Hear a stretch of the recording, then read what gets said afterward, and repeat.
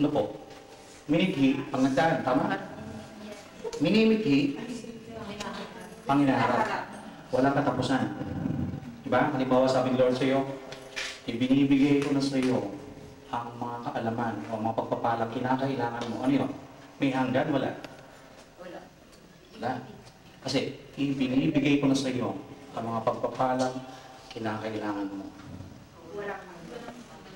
Ibinibigay na sa inyong lahat ang mga pagpapalang kinakailangan ninyo at taknuban.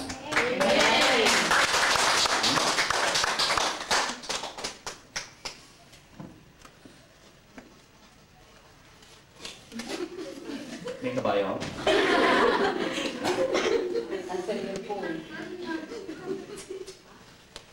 Sa akin ba yun? Dito naman kayo lahat. Okay. Nakasayan pa ko eh. Okay na. O sige po, basahin na po natin kasi hanggang ano pa to eh, galas 6 to eh. Punta po tayo sa, nandito na tayo sa mapalad ano? O maliwanag na po ron, sa mapalad, alam niyo na po alam na po natin lahat paano tayo makakapasok sa pintuan ng kalangitan. Tayo mga tagasunod na Jesucristo, kinakailangan natin magpakabaga. Dahil mismo si Kristo, ayaw niya itinataas siya. Nung naririto siya, dahil ang kaharian niya ay hindi sa sanlibutan ito. Sige po, pag-regards ako.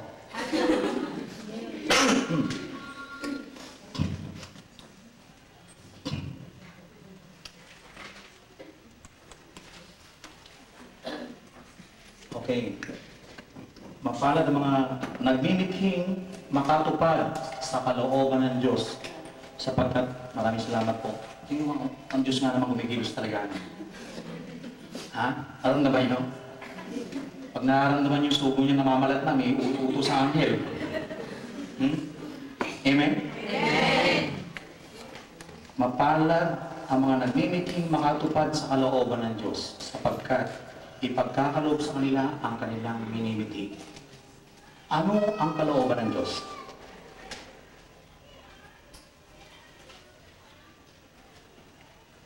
Ano po ang kalooban ng Diyos? Sundin ang kanyang mga Oh, yun na. Siyempre, kalooban niya. Pero ano ba ang kalooban niya?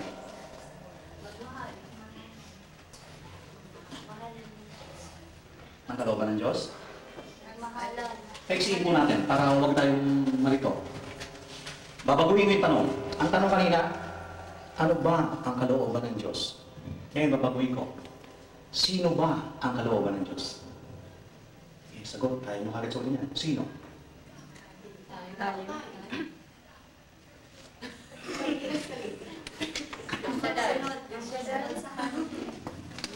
Jesus Christ. Basa niyo? Jesus Christ. So, ang kalooban ng Diyos, si Jesus. Si Jesus binigay sa atin, kagaya ng kadalas na binabanggit mo, iba natin kapatiran ng mga kapatid, John 3:16. Diba? So, si Jesus, ang kalooban ng Diyos. Hindi natin pwede sundin ang kalooban ng Diyos kung hindi natin susundin yung si Jesus. So, siya. Kaya dalawa lang ang tanong. Ano ba ang kalooban ng Diyos o sino ba ang kalooban ng Diyos? Si Jesus. The moment na nasa atin si Jesus, o inaangkin natin, yun ang kalooban ng Diyos. Yung mga nagmimiting makatupad sa kanyang kalooban. Ano ba ang kalooban niya? Magkakaroon tayo ngayon halimbawa sa kay brother, kay sister wife niya, yung relationship. Kailangan natin magkaroon ng personal na relasyon kay Kristo. Ang bawat isa. Hindi po package deal. Hindi po halimbawa tayong lahat na nandito ngayon sa DWXI or LCI Lebanon chapter, halimbawa lang po, no? Kapag ligtas si Sister Bioli o ako, ligtas na tayong lahat. Hindi po, kundi yung personal pong relasyon ng bawat isa. Para pong kayo sa mga sing-irog niyo o sa mga asawa niyo o sa mga mahal niyo sa buhay. Yun po ang tinitingnan niya sa atin. Sabi nga natin nun, bukang bibig natin, ibig natin sabihin sa sinapupunan pa lang, makikita niya na tayo. Yung pa kaya lumbas tayo sa libutang ito. Amen? Hindi po na tayo pinagagalitan na po. Hindi po yung pinagagalitan Brother Joseph, pati po ako, kasali mo. Nung nasa sinapupunan, inuhubog pa lamang tayo. Nakikita niya na tayo. Yung pa kaya lumabas na tayo at gumagawa. Alam niya lahat, wala tayong may lilingin sa kanya. So ano ba talaga ang kalaban? Ito pong panahon na to, sa mga sandaling ito, isa lamang po ang kalaban natin. Ano po yung hawak ni Brother Joseph? Laman. Laman. Maliwanag po ang nakasulat dito. Ang laman ay palaging kalaban ng Espiritu. Lagi po magkasalungat yan. Kung ano yung gusto ng laman, ayaw ng Espiritu. May bagay, sabi nga naman ng tao, kung ano yung bawal, yung masarap. Pero hindi. Sabihin naman natin halimbawa, lalo naman mga nagdangin ko, magaganda yung mga salo-salo ng aming mga ibang kapatiran, ay wala naman akong nagawang kasalanan. Hindi naman ako nakamatay. O hindi naman ako gano'n-gano'n. Pero ang titignan din po natin yung sinabi ni Jesus na sa araw ng paghuhukom, pananagutan ng bawat tao ang salitang walang kabuluhang sinabi niya. Sapagkat ikaw ay parurusahan batay sa iyong mga salita. So wala nga tayong limang kasalanan. Pero yung salita naman natin nakakapatay. Amen? Ingatan din po natin yung dila. Kung nabasa niyo po sa Korinto yata yun, sa Kabanata 13, kung ano nagagawa ng dila. Nakakalikha po tayo ng apoy. Amen? So yun po ang kalooban. Una po sa lahat, magkaroon tayo ng personal na relasyon kay Kristo. Kay Kristo po. Sa mag-ina man, magkakapatid man, basta yung personal relationship natin dahil ang salvation is individual. Amen? Kung sa mga mag-asawa, kung sa mga nag-isama natin, hikayatin natin, dalakas natin naman yan, na kailangan magpasakop ng asawa. Amen? Kaya mga kapatid, sa bandang yung maliwanag na po sa atin lahat, ang kalooban ay si Jesucristo at si Jesucristo ang kinakailangan natin. Ang makaisa natin siya at pangungunahan niya tayo sa bawat hakbangin. Siya mangunguna. Siya, kumbaga sa pagmamaneho, siya ang driver. Siya mangunguna sa ating buhay. Amen po? O dito na po tayo ngayon sa mapalad ang mga mahabagin sapagkat kahahabagan sila ng Diyos. Ano yung sabi ni Kristo, ano? Ni Jesus na habag ang ibig ko, hindi hain. Ano yun? Misa. Maging honest po tayo. Maging makatotohanan tayo lahat. Akala natin ang Panginoon Diyos, makukuha natin sa suhol. Hindi po. Akala natin makukuha natin sa love offering. Hindi po. Ang gusto po na sa atin ng Panginoon Diyos, yung mismo tayo. Wala po siyang kailangan sa ating material na bagay. Tayo po mismo.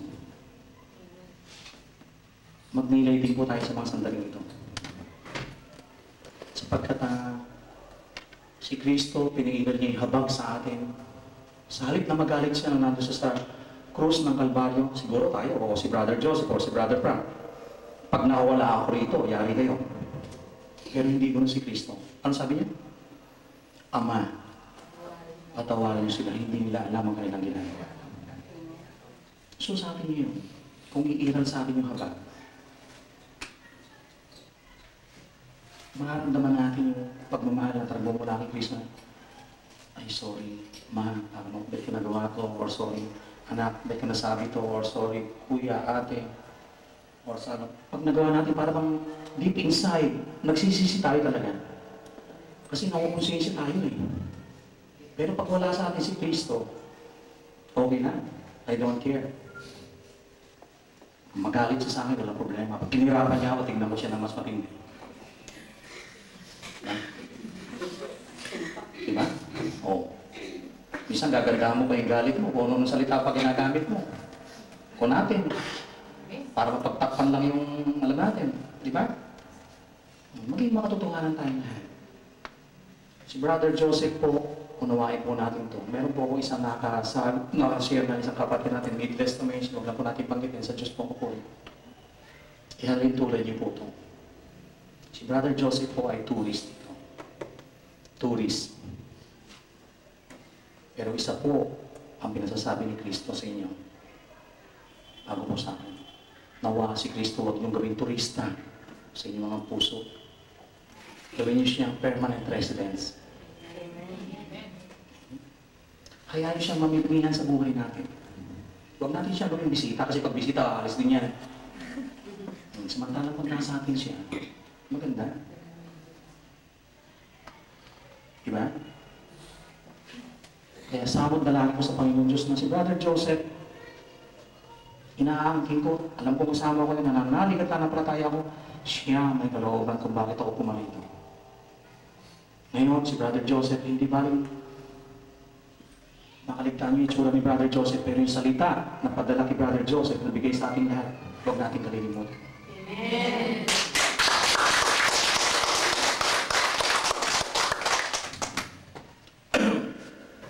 Kaya mga kapatid, maraming salamat po. Gandito na lang po at hanggang sa muli natin pagkikita. Ha? Ah, hindi pa ba? Hindi pa. May biro lang po. Purihin natin ang Panginoon.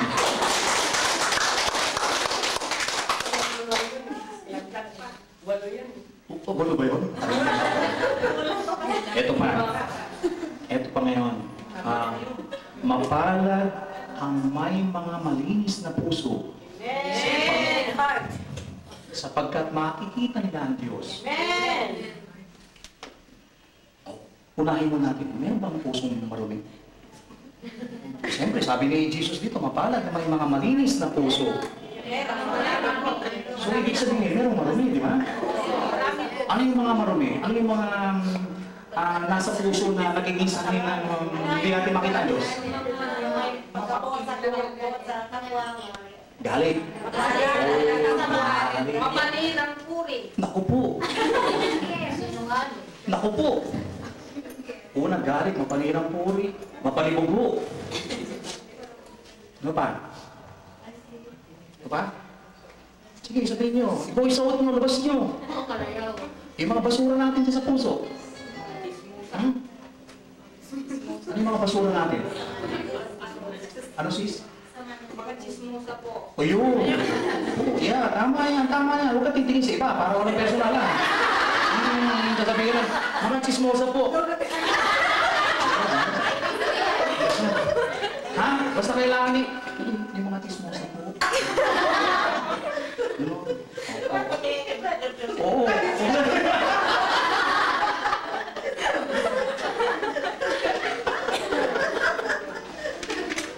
Praise God. So, alam po natin yung malinis na puso. Yung mataas pa, brother, lalo na po yung mapagmataas. Yeah, Yung matataas po ng pritong manok. Gunon. Mapagmataas. Mapagmataas. Ano po? Yung mga kayabangan natin sa katawan. Ano? At isa pa po yung hindi marunong magpatawad sa kanilang kapwa. Ina po po. Isa rin yun, basura rin yun. Kasi minsan po, hindi natin maiwasan na talagang makagawa ng hindi tama sa ating kapwa. Bilang tao, ano po? Opo. Opo. But si Sore, aminin natin kung halimbawa man na nagkamali. Yung na daw po kasi, tanggapin na yeah, natin. opo. Yun daw po kasi mahirap eh, yung bang sasabihin mo. Sino ka ba? I'm sorry. Diba? Diba? Pero pag yung nandun na po tayo sa Panginoon, kaya natin sabihin. Minsan kasi hirap natin sabihin, I'm sorry, nagkamali ako. Eh, sabihin mo kaya, I'm sorry. Promise, I will do it again. I will not do it again. Pala. Di ba? Namadali naman sabihin nyo, di ba?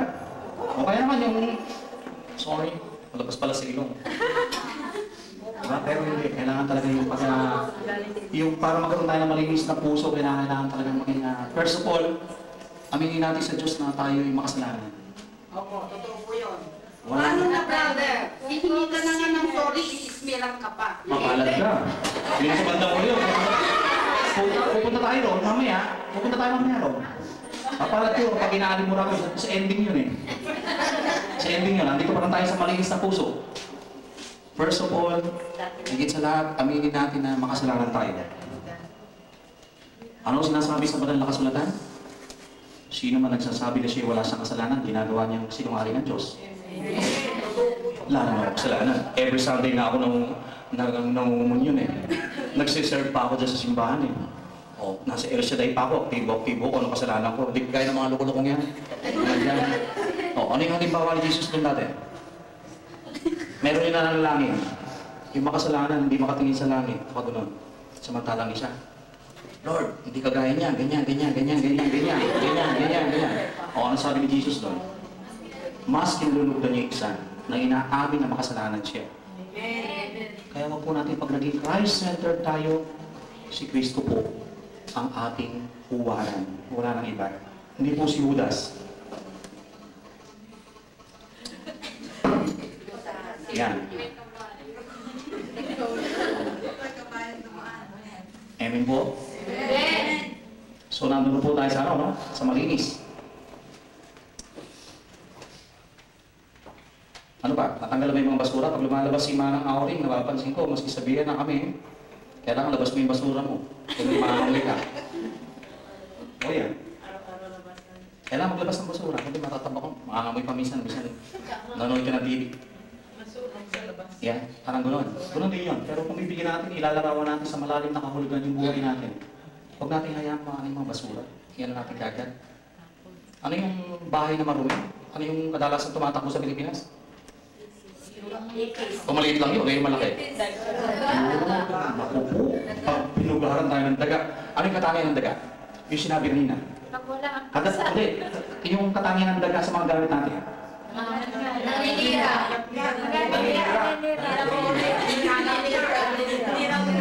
Naninira. Yun. Kasi marumi na yung bahay mo eh. Hindi ka nag-housekeeping. Sabi nga ni Manang Auring, housekeeping. Hindi ka naglilinis sa akin, no? Kailangan natin linisin. Kung ano ba yun. Amen? Puso natin, tingnan natin lahat ito. Minsan, pag nalalamig tayo, titingnan mo, kung yung magandang party mo. Ayaw mo makita yung pangit na itsura mo. Di ba? Tumatawa kayo, hindi naman talaga eh. Oo, yung totoo nga. Di ba? Huwag na tayong magpaligoy-ligoy pa. Kasi si Lord ang bait, pinagtagpo-tagpo tayo for the second time. Kahit nawala sila Sister Nancy dati. Sister Marie Chris, ibig sabihin, ngayon. O, di ba? Eh, iba nga, nasa internet age na tayo ngayon. Iba na ngayon. Lahat, alam na lahat. Pero maging makatotohanan po tayo. Kasi hindi po natin alam ano po.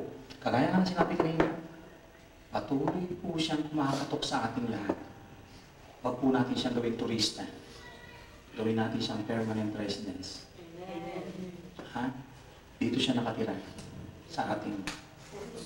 Amen po? Naku po, etong susunod. Magpalad ang gumagawa ng daan sa ipagkakasundo sapagkat ituturing ng Diyos ng mga anak niya. Mali yata pagkabasa ko, mapalad ang gumagawa ng daan sa pag-aaway yata ito.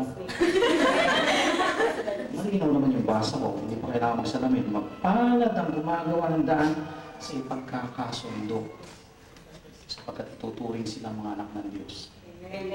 Huwag na po tayo lumayo sa sambahayan po natin. Gaya ng nakaraan. Ano si Kristo kasi kung ano yung mga sinabi. Inuulit naman ni Brother Joseph. Pagdating ng huling araw, 5 katao sa sambahayan, magkakabahagi. 2 laban sa 3. 3 laban sa 2. Ina laban sa anak na babae. Ama kontra sa anak na babae. Manugang kontra sa biyan ng babae. Hindi si Kristo po may sabi nun. Ano po, tumatawa ka sis? Ha? Tumatawa ka? Bakit? Eh, si Kristo may sabi nun. At ang kaaway mismo ng tao sa huling panahon ay ang kanyang kasambahay. Bakit ganoon? Bit yung kasama mo pa sa bahay. Dapat sana yung malayo. Ano pag yung kaaway ko, tago na lang ako pag nakikita ko siya. Ayun na siya. Tago ako. Ayun pa kasama pa sa bahay. Bakit naman? Bakit nga? Si Brother Joseph minsan, sabi, tawa nga ng tawa Sister Wife, Sister Julie nyo. Minsan tahimik lang ako, gumagano yung tenga ko. Pag nagalit ka, tawa ka. Nagalit ka. So, ang sinusubok po, yung malapit. Sa palagay nyo, susubukin ng pananampalataya natin yung malayo sa inyo? Ha? Sino susubukin? Yung pong lagi nyo kasama. Kasama mo mismo sa kadama kayo. Mga boss. Di ba? Kaya po, huwag na po tayong lumayo kasi po, sabi nga ni Jesus sa akin, pag nangungusap sa puso ko, nung Sunday, bitin daw, ipaliwanag mo lahat. Kailan mo huling naibahagi itong amapalag? Bata pa po ako nung. Marami pa pong buhok. Pangalawa, wala pa pong puti. Ibahagi mo ulit niyo. Ihanda mo ang sarili mo, ako mangungusap. Ikaw si Brother Joseph, ano sabihin ko rito? Ba't hinintay mo pang mamuti-muti bukod, maubos ng mga niya? Dati nasa hati niya, tagiliran na. Sabi niya, ikaw, sabi niya, nangungusap sa akin. Si Abraham, nung tinawag ko, 75. Sa bagay, sabi ko. Pero yun na lang po ang natin. Huwag na po tayo. Maging makatotohanan po tayo. Amen po? Amen. Pagpalad dumadaw kumisan kasi para bang sino sa inyo alam mo hindi nagtatanungin, pangkalatang pananalita. Kapag yung kalan, ginagatuan mo, ang nangyayari sa apoy. Lilia. Mag-iingat kayo. Maging spiritual tayo. Halimbawa, mayroong hindi pagkakaunawa, sa halip na mamagitan, kasabihin pa, alam mo sis.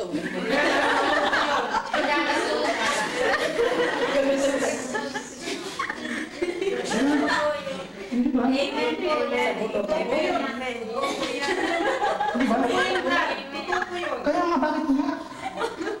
Kasi doon sila maligaya. Alam mo, gaganda pa na sa alam mo, nagmamalasakit na ako sa'yo. Pero talaga ganito, sinabi niya. Doon, oo. Pero pag nagiging spiritual na tayo, si Kristo na nasa atin, sabihin niyo sa kanya, Satanas, lumayo ka sa harapan ko. Amen, di ba? Tatandaan niya? Kasi sa halip na tayo mamagitan sa pamilya natin, sa halip na tayo mamagitan, tayo pa, wala pa, ayoko ng gululong yan. Ayoko. Kasama ka naman sa pamilya. Hindi mo naman pwedeng ignorin o baliwalay, kasama ka sa pamilya. Tiyahin, tiyuhin, uncle, lahat, magkakasama kayo lahat dyan, tatay, nanay, tatay, pero yung kapitbahay. Doon lang sa sambayan, hindi na magkasundo, sa kapitbahay ka pa pupunta. I love my neighbor. Pero yung kasambahay mo, hindi mo kaya mahalin. Hindi ba? So, mapalad ang gumagawa ng daan sa ipagkakasundo. Mapalad ang gumagawa ng daan sa ipagkakasundo. Amen? Kaya pumapalad tayong lahat. Patuloy niyang ipinapaalala sa atin yung mga bagay na dapat natin gawin. Kaya mga kapatid, tunay nga pong kaibuti niya at sa mga, lalo na po sa parting yung, ito pong sermon ni Jesus sa bundok na to, ano po, unawain po natin mabuti. Kapag ang sanlibutan po, ano po, lahat ng sangkatauhan o ng tao sa sanlibutan, regardless of religion, kung susundin natin yung sermon sa bundok, ito, itong simple na salo natin yan, walang dahilan para hindi umira lang kapayapaan, wala. Sa mga sinabing to, hindi na kailangan pagkitin ng religion dito. Salita lang ni Jesus, pag lahat ng tao tatalima kay Kristo, lahat kapayapaan to. Isipin mo, mapalad ang gumagawa na sa pagkakasundo, tapos may malinis na puso. May malinis ba akong puso? Pag nalasahan ko yung ano, yun na ibig sabihin. Sasalita ba ako ng ano? Hindi na. O, nasa panimula pa kayo yun, di ba? So, natungkulan nila kung yung aral na yun sa sanlibutan ito, pansinin natin to. Ihalin tulad natin ang sanlibutan sa silid na to. Madilim. Ang ibig sabihin ng kadiliman, kasamaan. Sa nangyayari niya, hindi natin may kakailan. Pusikit ng kadiliman. Halos hindi tayo magkakitaan. Nakakapaan tayo, nakakahingan ka lang, pero hindi mo ka makita. Si Sister Sina, sa dulo. Sinindihan niya yung kandila niya. Dahil sabi ni Jesus, ako ang ilaw ng sanlibutan, tapos binalik niya sa atin, kayo ang ilaw ng sanlibutan. Wala naglalagay ng ilaw, ang ilalagay sa ilalim ng lamesa, kundi ilalagay ito sa ibabaw ng lamesa o kaya sa talagang patungan para matanglawan. Amen? Amen? Ngayon, sinindihan halimbawa ni Sister Sina. Sa kabila, napatingin tayong lahat. Wow, ang ganda ng liwanag. Doon si Sister sa dulo, sinindihan niya rin. Sister Rose, sinindihan niya rin. Sister Norma. At nakita natin maganda yung liwanag. Pero kung lahat tayo, sisindihan natin ang mga ilawan natin, lupa man ay magiging langit din. Sige, huwag niyo pigilin talakpak niya.